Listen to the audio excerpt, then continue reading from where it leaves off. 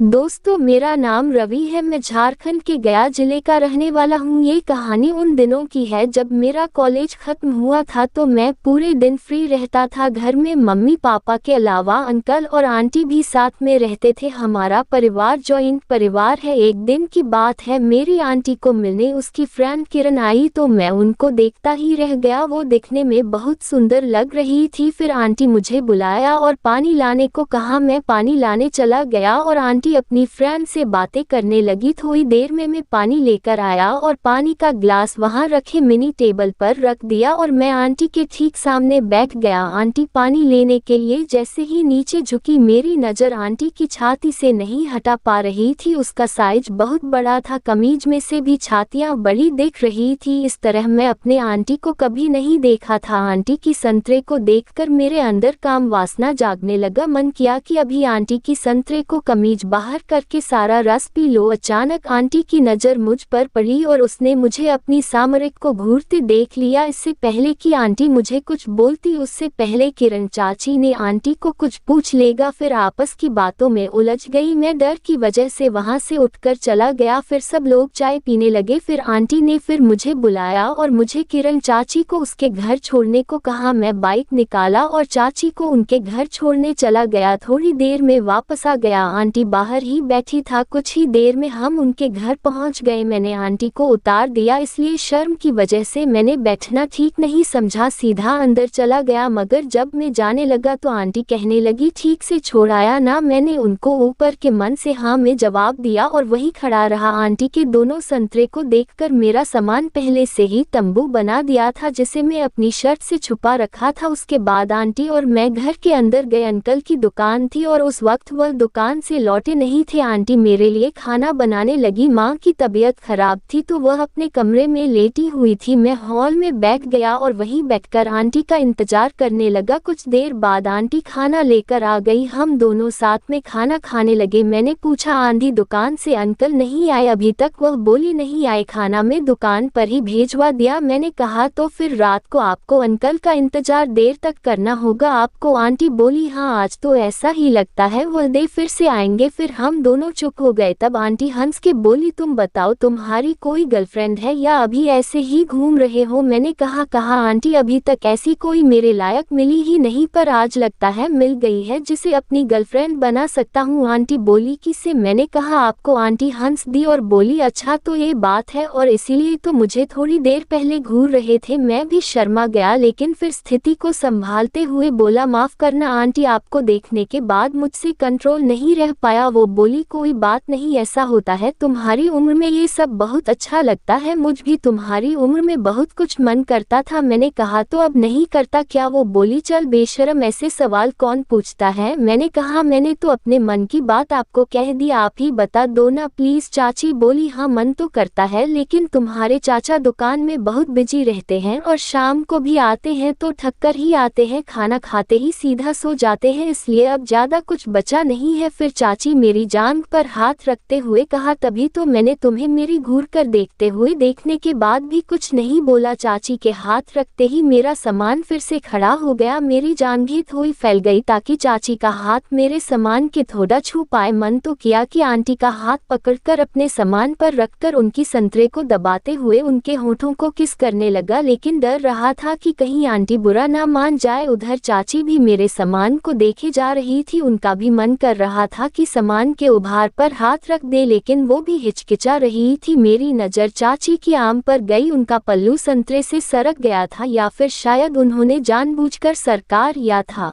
और अपनी संतरों की घाटी मेरे सामने खोलकर रख दी थी और याची के और करीब होने की कोशिश करने लगा। प्लेट में थोड़ा ही खाना बचा था। मैं चाह रहा था कि प्लेट अभी जल्दी से खाली न हो और इस बहाने चाची के पास बैठा रहा हूँ। आंटी का हाथ रखकर मेरे सामान की ओर आने लगा। कुछ इंच का ही फासला रह गया था उनकी हाथ और मेरे सामान के बीच। फिर मैंने अपनी पिछवाड़े को आगे खिसकाते हुए जांघों को थोड़ा और चौड़ा किया और चाची की छोटी उंगली मेरे सामान के करीब आके मेरा सामान बड़ा हो रहा था। मैं मन ही मन कह रहा था, हाय चाची पकड़ लेना मेरा सामान प्लीज। चाची भी शायद यही चाह रही थी। उसने छोटी उंगली को थोड़ा और सरकाया और मेरे सामान को टच कर दी। मैंने भी पीछे की ओर टांगे वापस नॉर्मल करके बैठ गया। हम दोनों ही थोड़े घबरा गए थे। तब तक खाना भी खत्म हो गया था। मैंने चाची से कह दिया कि उनकी संतरे को देखने का बहुत मन कर रहा है। चाची प्यार से बोली, पागल है क्या, मैं उनको देखता ही रह गया। इतने मोटे मोटे आम। हाय उत्तेजना में मेरा चेहरा लाल होकर तमतमा गया। जल्दी से पैंट और अंडरवियर नीचे कर मैंने अपने हाथ से ही करना शुरू कर दिया। तभी चाची आई और बोली, अपना सामान तो दिखाओ। मैंने करते करते अपना सामान उनको दिखा गया। चाची सामान देकर बोली, आह मस्त है, का मजा दे रहे हो इससे सामान को हिलाते हुए। मैंने कहा, आप कहो तो अभी दे दूं मेरी जान, बस एक बार बोल कर तो देखो, रात भर सोने नहीं दूंगा। चाची बोली, अच्छा चलो देखते हैं, तुम्हारा स्टेमिना का जल्द ही टेस्ट होगा। इतना कहते ही चाची बर्तन धोने चली गई। मैंने भी अपना सामान अंदर कर लिया और तभी अंकल भी दुकान से आ गए। कुछ दिन ऐसे ही बीत गए। अब हम दोनों बस एक अच्छे मौके के इंतजार में थे। इसी बीच मेरा जन्मदिन आ गया। मैंने चाची से कहा, गिफ्ट चाहिए आपसे। वह बोली, ठीक है दे देंगे। मैंने कहा, कब? वो बोली, आज रात को तुम्हारे केक काटने के बाद। रात को मैं केक काटकर उदास अपने रूम में पहुंचा। रूम पहुंचा तो देखा चाची पहले से ही मेरे रूम में थी। मेरे खुशी का ठिकाना न रहा। रूम घुसते हुए मैंने चाची के बदन पर नजर डाली तो देखता ही रह गया। दरवाजा बंद करके वह आने लगी और मैं उनको ऊपर से नीचे तक स्कैन करता चला गया। काली साड़ी में चाची का सुडौल पराया बदन कयामत ढा रहा था। चाची बोली, क्या देख रहे हो ऐसे? में मुस्कुरा कर बोला, कुछ नहीं, मेरा गिफ्ट कहाँ है? वो बोली, देती हूँ ना, सब्र करो। मैंने देखा कि घर में अंकल नहीं थे। मैंने पूछा, अंकल कहाँ है? चाची बोली, हस्बैंड बच्चों को उनके दादा दादी के यहाँ लेकर गए हैं,